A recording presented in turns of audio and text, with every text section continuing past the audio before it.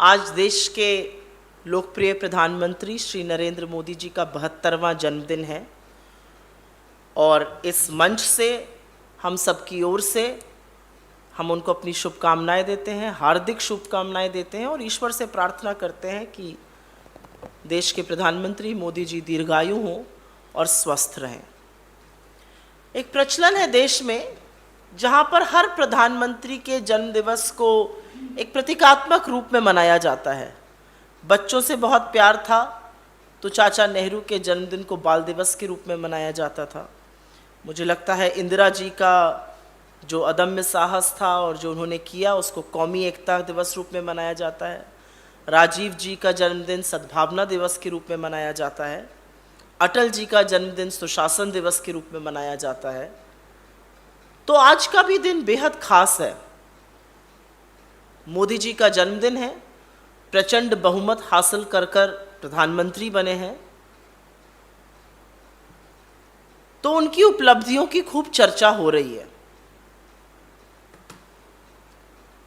लेकिन समझ में नहीं आता कि मोदी जी ने इतना कुछ कर दिया युवाओं के लिए और उसके बाद भी देश के युवा आज इस जन्मदिन को राष्ट्रीय बेरोजगार दिवस के रूप में मना रहे हैं।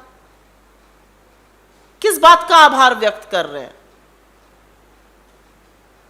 राष्ट्रीय बेरोजगार दिवस के रूप में 17 सितंबर जो मोदी जी का जन्मदिन है, इस साल नहीं पिछले साल भी, उसके पिछले साल भी, कुछ सालों से मनाया जा रहा है।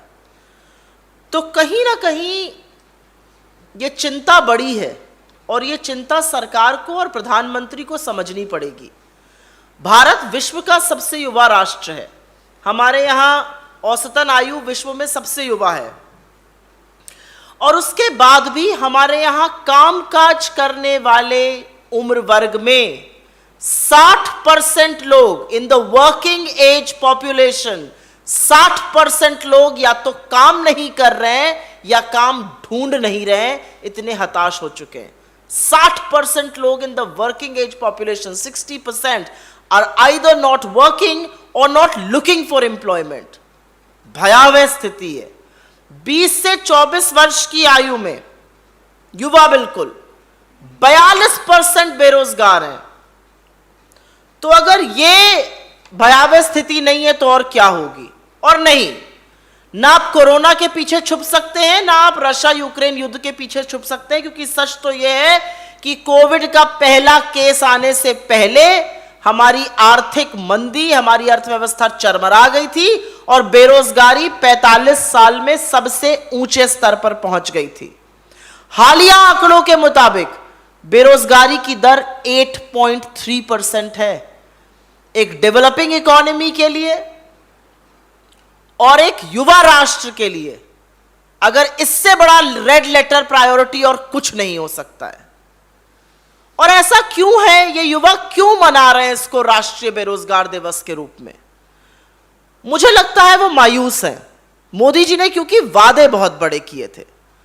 अपनी इलेक्शन रैली के दौरान उन्होंने कहा था और बार बार कहा था कि मैं 2 करोड़ सालाना रोजगार बनाऊंगा।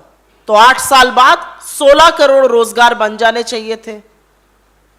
16 करोड़ रोजगार तो नहीं बने, 22 करोड़ नौकरियों के आवेदन जरूर आए और उसमें से नौकरियां सिर्फ और सिर्फ 7 लाख लोगों को मिली।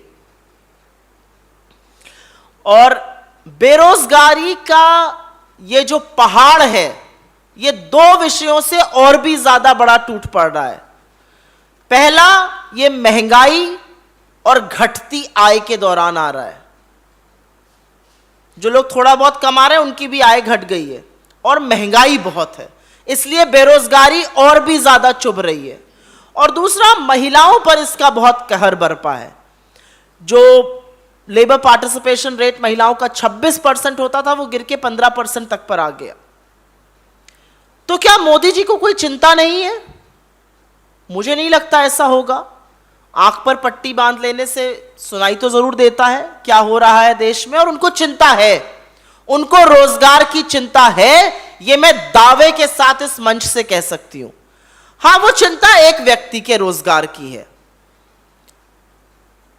अमित शाह के सुपुत्र श्री जय शाह जी 2019 में बीसीसीआई के सचिव बने। उनका कार्यकाल 3 साल का था, खत्म होना था, नियम के अनुसार उनको रिटायर होना था।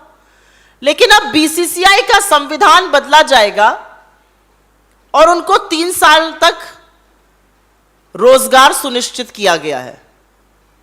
लेकिन आपके बच्चों को 4 साल की नौकरी के बाद 23 साल में रिटायर कर दिया जाएगा।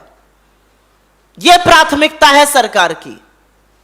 सरकार की प्राथमिकता यह है कि 60 लाख सरकारी पद केंद्र और राज्यों में खाली पड़े हैं, उसके बारे में चर्चा नहीं होगी। 2-2 साल तक सशस्त्र बलों में और आर्मी में भर्ती नहीं होगी, और जब युवा रोजगार मांगेगा तो उसको 4 साल का रोजगार मिलेगा, और वो भी तब जब उसको 23 साल में रिटायर कर दिया जाएगा। यह युवाओं की चिंता है उनकी।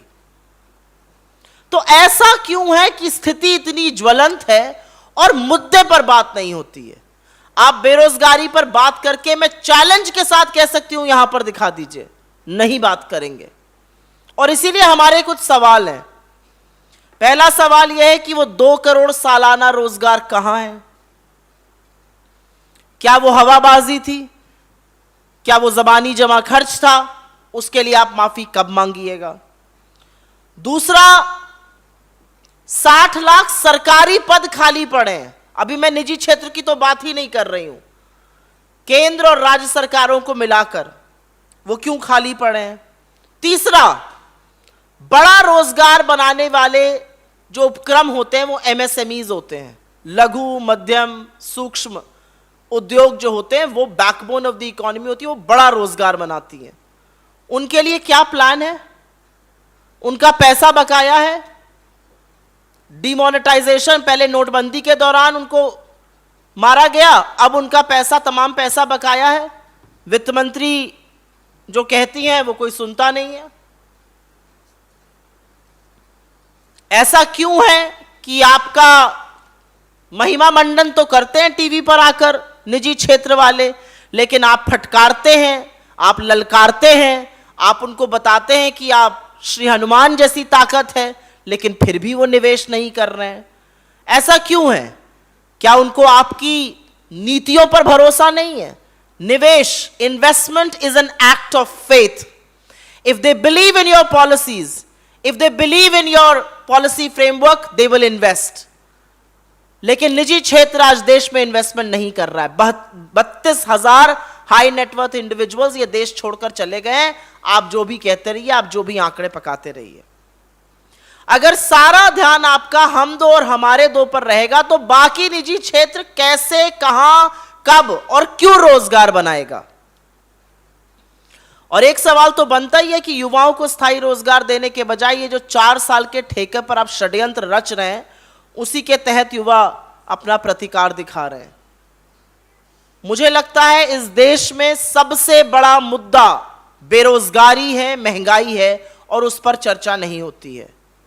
हम मोदी जी से यहां इस मंच से अपील करते हैं, आपका 72वां जन्मदिन है, आपको पुनः बधाई देते हैं। और मैं वाकई में दिल से कहती हूं कि मुझे दुख है इस बात का कि आज इस देश के युवा देश के प्रधानमंत्री का जन्मदिन राष्ट्रीय बेरोजगार दिवस के रूप में मना रहे हैं। ये दुख की बात है, ये चिंता की बात है।